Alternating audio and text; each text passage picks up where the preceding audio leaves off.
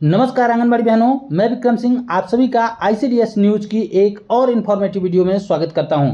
आज की इस वीडियो में हम आपको आंगनबाड़ी के संबंध में प्रधानमंत्री श्री नरेंद्र मोदी जी के द्वारा जारी एक लेटर दिखाएंगे, जिसमें आंगनबाड़ी के साथ साथ तमाम और भी बातें लिखी गई हैं। साथ ही नई बाल विकास मंत्री अन्नपूर्णा यादव जी का आंगनबाड़ी के संबंध में किया गया एक महत्वपूर्ण पोस्ट भी दिखाएंगे। साथ में कुछ और भी महत्वपूर्ण खबरें दिखाएंगे, तो वीडियो को पूरा लास्ट तक जरूर देखिएगा। आप लोग वीडियो पूरा देखते हैं लेकिन वीडियो को लाइक नहीं करते हैं, तो प्लीज़ अगर आपको हमारे द्वारा दी गई जानकारियां काम की लगे तो वीडियो को लाइक और शेयर भी जरूर किया करिए। प्रधानमंत्री श्री नरेंद्र मोदी जी के द्वारा आंगनबाड़ी के संबंध में जारी एक महत्वपूर्ण लेटर आपको आगे दिखाए हैं, मगर उससे पहले नई महिला एवं बाल विकास मंत्री श्रीमती अन्नपूर्णा यादव जी का आंगनबाड़ी के संबंध में किया गया महत्वपूर्ण पोस्ट देखिए। नई महिला एवं बाल विकास मंत्री श्रीमती अन्नपूर्णा यादव जी के द्वारा किया गया यह महत्वपूर्ण पोस्ट आप अपने मोबाइल फ़ोन की स्क्रीन पर देख सकते हैं। ऊपर नरेंद्र मोदी जी की एक तस्वीर बनी है। महिला एवं बाल विकास मंत्रालय की तरफ से यह पोस्ट किया गया है। लिखा गया है, क्या आप जानते हैं। उसके बाद 3 पॉइंट्स में कुछ महत्वपूर्ण बातें लिखी गई हैं। पहले नंबर पर लिखा गया है कि आंगनबाड़ी हमारे देश के समुदायों में कम उम्र के बच्चों के विकास में एक महत्वपूर्ण भूमिका निभाती है। यानी कि पहले ही पॉइंट में आंगनवाड़ी की सराहना करते हुए आंगनवाड़ी के संबंध में एक महत्वपूर्ण जानकारी दी गई है कि आंगनवाड़ी जो होती हैं, हमारी आंगनवाड़ी बहनें जो होती हैं, वो देश के समुदाय में कम उम्र के बच्चों के विकास में एक महत्वपूर्ण भूमिका निभाती हैं। दूसरे पॉइंट पर लिखा गया है कि यह 0 से 3 वर्ष की आयु के बच्चों के साथ शुरुआती नींव तैयार करती हैं। यानी कि जो हमारी आंगनबाड़ी बहनें होती हैं वो 0 से लेकर 3 वर्ष तक के बच्चों को मजबूती से तैयार करती हैं ताकि उनकी आगे की शिक्षा बेहतर हो सके।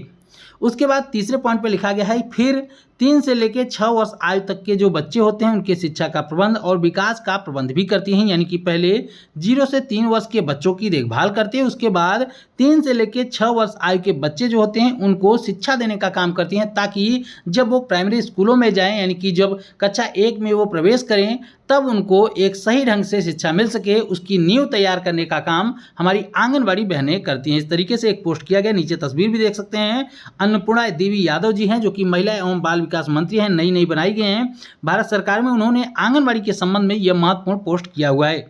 तो हम उम्मीद यह भी करेंगे कि जब माननीय अन्नपूर्णा यादव जी को आंगनबाड़ी के संबंध में ये सारी जानकारियां हैं, वो जानती हैं कि आंगनबाड़ी बहनें कितना महत्वपूर्ण कार्य करती हैं, तो उनको यह बात भी पता होगी कि आंगनबाड़ी बहनों को इसके बदले में कितना धन मिलता है और आंगनबाड़ी बहनों का आर्थिक जीवन कैसा है।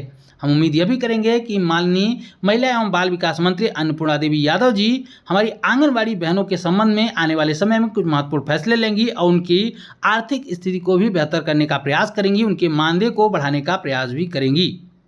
प्रधानमंत्री श्री नरेंद्र मोदी जी के द्वारा एक महत्वपूर्ण लेटर जारी किया गया है, जिसमें आंगनवाड़ी का भी जिक्र किया गया है। इसके अलावा तमाम और भी बातें इसमें लिखी गई हैं। तो आइए इस लेटर को पूरा पढ़कर देखते हैं और जानते हैं कि इसमें आंगनवाड़ी के संबंध में क्या महत्वपूर्ण जानकारी, क्या महत्वपूर्ण बातें लिखी गई हैं। देख सकते हैं प्राइम मिनिस्टर यानी कि प्रधानमंत्री के द्वारा यह लेटर लिखा गया है। किसको लेटर लिखा गया यहाँ पर देख सकते हैं, प्रिय ग्राम प्रधान जी को, यानी कि सभी गांव के जो प्रधान होते हैं उनको मुख्यतः यह लेटर लिखा गया है और उसी के जरिए आंगनबाड़ी की भी बात की गई है। यानी कि आप सभी को पता है कि गाँव में ही आंगनबाड़ी बहनें कार्य करती हैं और उनका कनेक्शन सीधे सीधे कहीं ना कहीं प्रधानों से होता है। इसलिए यहाँ पर लेटर जो लिखा गया है वो ग्राम प्रधान को लिखा गया है। उसके बाद लिखा गया है कि नमस्कार, मैं ग्राम पंचायत के सभी लोगों को शुभकामनाएं देते हुए उनके सुख शांति और समृद्धि की कामना करता हूं। यानी कि पहले गांव के लोगों को, सभी ग्राम पंचायतों को लोगों की प्रति शुभकामनाएं व्यक्त करते हुए यहां पर उनके सुख समृद्धि की कामना की गई है। उसके बाद लिखा गया है आगामी 21 जून को, जी हाँ, आप सभी को पता होगा कि 21 जून को योग दिवस मनाया जाता है। तो उसी के संबंध में यह महत्वपूर्ण लेटर लिखा गया है कि आगामी 21 जून को पूरी दुनिया अंतर्राष्ट्रीय योग दिवस का 10वां संस्करण मनाने जा रही है। यह विशेष अवसर योग के कारण वैश्विक समुदाय और हमारे जीवन में आए प्रभाव का उत्सव मनाना है। इस वर्ष अंतर्राष्ट्रीय योग दिवस की थीम क्या होगी, इसके बारे में आप सभी को पता होना चाहिए, क्योंकि आप सब भी जब योग दिवस मनाएंगी तो आपके पास एक बैनर होना चाहिए, पोस्टर होना चाहिए, जिसमें योग दिवस की थीम लिखी होनी चाहिए। तो थीम क्या होगी, स्वयं और समाज के लिए योग। जी हाँ, यहाँ पर देख सकते हैं स्वयं और समाज के लिए योग, ये थीम होगी और स्वस्थ भारत के निर्माण के लिए हमारे प्रयासों को बल देगी। यानी कि इसी थीम के अंडर जो है वो योग दिवस मनाया जाएगा। आगे लिखा गया है कि भारतीय संस्कृति में योग की बहुत पुरानी विरासत रही है। सत्य बात है। उसके आगे लिखा गया है कि जब हम योग करते हैं, यानी कि योग करते हैं तो क्या क्या चीज़ें होती हैं। तो जब हम योग करते हैं तो हमारे शारीरिक रूप से हम स्वस्थ होते हैं, मानसिक रूप से शांत होते हैं, भावनात्मक रूप से संतुलित होते हैं। जिस तरह योग हमारे तन मन के लिए आवश्यक है, वैसे ही सुपर फूड के रूप में श्री अन्न यानी कि आप सभी को पता होगा, क्योंकि आंगनवाड़ी के बारे में श्री अन्न को लेकर तमाम बातें पहले भी की जा चुकी हैं। श्री अन्न का नाम दिया गया है मोटे अनाजों को। जो मोटे अनाज होते हैं, ज्वार, बाजरा या फिर मक्का, इन तमाम अनाजों को श्री अन्न का नाम दिया गया है, क्योंकि ये खाने के लिए या फिर स्वास्थ्य के लिए काफ़ी लाभदायक होते हैं, इसलिए इसका नाम श्री अन्न दिया गया है। तो लिखा गया है सुपर फूड के रूप में श्री अन्न अथवा मोटे अनाज हमारे स्वास्थ्य के लिए बेहतर विकल्प हैं। इस मिट्टी की सेहत और जलवायु की रक्षा में मदद मिलती है इनसे। उसके बाद लिखा गया है श्री अन्न की खेती और उपभोग को बढ़ावा देने के लिए हमारे छोटे किसानों की आय बढ़ रही है, यानी कि सरकार की तरफ से प्रयास किया जा रहा है कि जो मोटे अनाज होते हैं उनकी कीमतों में इजाफा किया जाए, ताकि जो किसान हों वो उसकी खेती करने में उनको लाभ मिले और वो उसकी खेती करे, ताकि लोगों को भी श्री अन्न मिल सके, मोटा अनाज मिल सके, जिससे स्वास्थ्य पर अच्छा प्रभाव पड़ता है। उसके आगे लिखा गया है कि मैं, यानी कि माननीय प्रधानमंत्री जी, मैं आपसे आग्रह करता हूं कि आप सभी ग्रामीण भाइयों और बहनों में योग और श्री अन्न के प्रति जागरूकता बढ़ाएं, यानी कि प्रधानों को जो लेटर लिखा गया उनके माध्यम से इसकी जागरूकता बढ़ाने की बात की गई।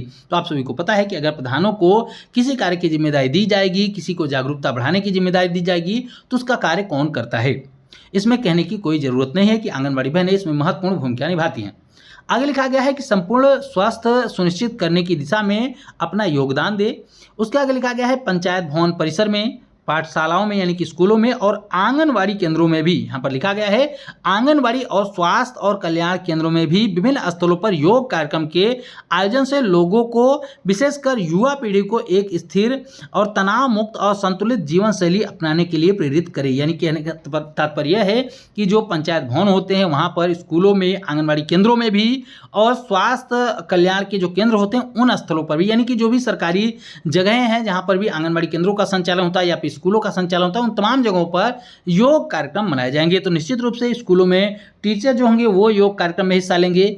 स्वास्थ्य जो जगहें होंगी, स्वास्थ्य कल्याण केंद्र होंगे, उसमें स्वास्थ्य विभाग के लोग, आशा कार्यकर्ताएं हिस्सा लेंगी, एएनएम बहनें लेंगी। इसके अलावा जो आंगनबाड़ी केंद्र हैं उनमें निश्चित रूप से हमारी आंगनबाड़ी बहनें हिस्सा लेंगी और योग दिवस को मनाएंगी। और आप सभी को पता है कि हर साल आप लोग योग दिवस मनाती हैं, तो इस साल भी आपको योग दिवस मनाना होगा। और आपको कौन कौन से कार्य करने पड़ सकते हैं इसके लिए बताया गया है कि श्री अन्न को लेकर लोगों को जागरूक करना है। इसके अलावा योग को लेकर भी लोगों को प्रेरित करना है। उसके बाद लिखा गया है कि आपको और क्षेत्र के सभी परिजनों को अंतर्राष्ट्रीय योग दिवस की बहुत बहुत शुभकामनाएं। यहाँ पर देख सकते हैं नरेंद्र मोदी प्रधानमंत्री जी की ये सिग्नेचर हैं, हस्ताक्षर हैं, यानी कि इस तरीके से देख सकते हैं ये महत्वपूर्ण सूचना जो है, ये महत्वपूर्ण संदेश जो है देश भर के प्रधानों को दिया गया है। साथ में इसमें आंगनबाड़ी बहनें भी शामिल होंगी और तमाम और स्वास्थ्य विभाग से जुड़े लोग, शिक्षा विभाग से जुड़े लोग भी इसमें शामिल होंगे। बिहार के भभुआ जिले से एक महत्वपूर्ण खबर देख सकते हैं कि आंगनबाड़ी केंद्रों पर पंखे और पानी की व्यवस्था होगी। दैनिक भास्कर न्यूज़पेपर में यह खबर प्रकाशित की गई। बैठक के दौरान की यह तस्वीर भी आप अपने मोबाइल फोन की स्क्रीन पर देख पा रहे होंगे, जहां पर तमाम अधिकारियों की बैठक की गई है। यहां पर लिखा गया है कि जिले के सभी आंगनबाड़ी केंद्रों पर भीषण गर्मी को देखते हुए जिला पदाधिकारी सावन कुमार ने निर्देश दिया है कि आंगनबाड़ी केंद्रों पर पेयजल के लिए घड़ा और छोटा टेबल फैन भी रखा जाना सुनिश्चित किया जाए। यानी कि कहीं ना कहीं अधिकारी भी ये मानते हैं कि आंगनवाड़ी केंद्रों में न तो पेयजल की सही व्यवस्था है और न ही गर्मी से बचने के लिए पंखे या फिर अन्य चीज़ों की भी व्यवस्था है, क्योंकि यहाँ पर देख सकते हैं साफ तौर पर अधिकारियों को निर्देश दिया गया है कि आंगनवाड़ी केंद्रों पर पेयजल के लिए घड़े की व्यवस्था की जाए। इसके अलावा गर्मी से बचने के लिए छोटा टेबल फैन भी रखा जाए। मंगलवार को डीएम की अध्यक्षता में जिला प्रोग्राम पदाधिकारी, आईसीडीएस एवं सभी बाल विकास परियोजना पदाधिकारियों के साथ बैठक की गई, जिसकी तस्वीर आपने देखी। डीएम ने निर्देश दिया है कि सभी बाल विकास परियोजना पदाधिकारी और महिला पर्यवेक्षिका यानी कि सुपरवाइजर प्रत्येक दिन में कम से कम 2 आंगनवाड़ी केंद्रों का निरीक्षण करेंगी। यानी कि हर एक दिन में 2 आंगनवाड़ी केंद्रों का निरीक्षण एक अधिकारी के द्वारा किया जाएगा। इसके आगे यह भी लिखा गया है कि केंद्र पर उपस्थिति रखकर गतिविधियों को संचालित कराई जाएगी। इसके अलावा स्वास्थ्य विभाग के समन्वय के साथ स्थापित करते हुए आंगनवाड़ी केंद्रों पर लू से बचाव के लिए आवश्यक कदम उठाने के भी निर्देश दिए गए हैं। साफ तौर पर यह भी कहा गया है कि आंगनवाड़ी केंद्रों पर पेयजल के लिए घड़े की व्यवस्था की जाए और गर्मी से बचने के लिए एक छोटा टेबल फैन रखा जाए। जनसंपर्क एमपी की तरफ से ऑफिशियल ट्विटर हैंडल से एक ट्वीट किया गया है। लिखा गया है कि पीएम जनमन योजना बनी आधार, बदल रहा है परिवेश, सुविधाओं का हो रहा है विस्तार। आगे लिखा गया है कि जनजातीय समूह की सामाजिक आर्थिक स्थितियों को बेहतर बनाने के लिए संकल्पित है सरकार। आगे लिखा गया है कि पीएम जनमन योजना के अंतर्गत कटनी जिले के बैगा बाहुल्य गांव में कारो पानी में लगभग 18 लाख की लागत से तैयार हुआ है भव्य आंगनबाड़ी भवन।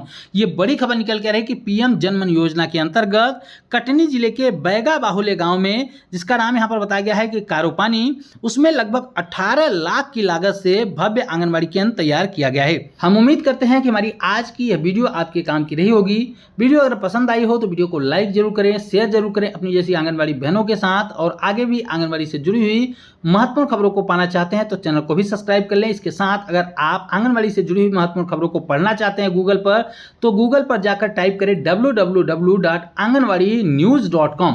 उसके बाद हमारी वेबसाइट आएगी। इसके अलावा इसका लिंक हमने डिस्क्रिप्शन बॉक्स में भी दे रखा है, वहां पर भी आप क्लिक करके हमारी वेबसाइट पर जा सकते हैं। वहां आपको आंगनबाड़ी से जुड़ी हुई तमाम महत्वपूर्ण खबरें पढ़ने को मिल जाएंगी। जो भी महत्वपूर्ण सरकारी आदेश जारी किए जाते हैं वो आदेश भी आप वहां से डाउनलोड कर सकते हैं। हम फिर मिलेंगे अपनी नई वीडियो में कुछ और महत्वपूर्ण खबरों के साथ। तब तक के लिए नमस्कार, जय हिंद।